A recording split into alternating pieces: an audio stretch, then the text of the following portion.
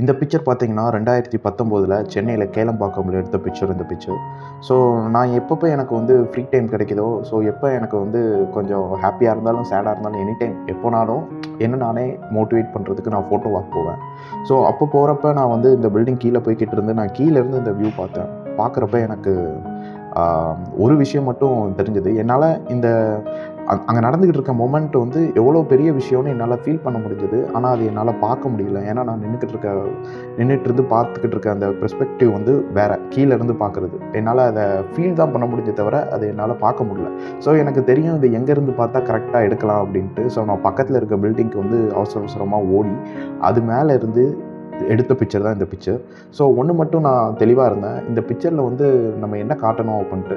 இந்த பையா படத்தில் வந்து பார்த்திங்கன்னா அவன் வந்து ஒரு ஹைட்டாக ஒரு இடத்துக்கு கூட்டு போயிட்டு தமனாவை கூட்டு போயிட்டு சொல்லுவான், ஒரு பிரச்சனையை பக்கத்தில் இருந்து பார்த்திங்கன்னா அது பெருசாக தான் தெரியும், அதே தூரத்தில் இருந்து பார்த்திங்கன்னா அது சின்னதாக தெரியும். அதிலே வந்து கொஞ்சம் மாடுலேஷன் தான். ஒரு பிரச்சனையை பக்கத்தில் இருந்து பார்த்தா அதை வந்து எப்படி சால்வ் பண்ணணும் அதை புரிஞ்சிக்க முடியாது. அதே தூரத்தில் இருந்து பார்த்தா அந்த பிரச்சனை எங்கே ஆரம்பிக்கி எங்கே முடியுது அப்படின்னு நமக்கு ஒரு சொல்யூஷன் கிடைக்கும். அப்படிங்கிற மாதிரி ஒரு பிக்சர் கீழே இருந்து பார்க்கல எதுவும் நம்மளால் பார்க்க முடியல.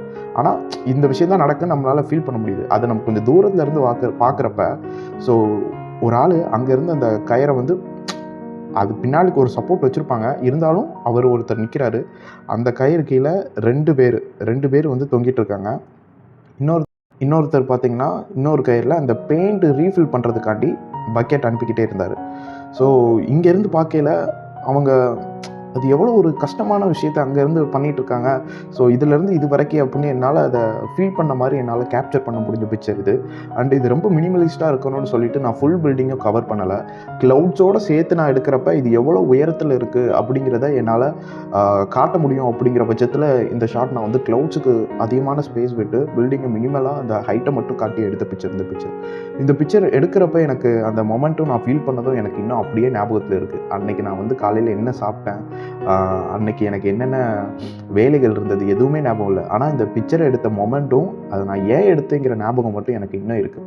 இந்த மாதிரி ஒவ்வொரு பிக்சருக்கு பின்னாலேயும் அவ்வளோ ஸ்டோரிஸ் இருக்கும். ஸோ நிறையா என்னோடய பிக்சர்ஸ் ஃபோட்டோ வாக் நிறையா போயிருக்கேன், நிறையா ஸ்ட்ரீட் ஃபோட்டோ வாக்லாம் போயிருக்கேன்.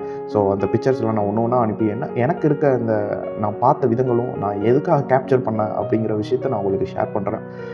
என்னோடய ஐடியாவை ஃபாலோ பண்ணிக்கோங்க.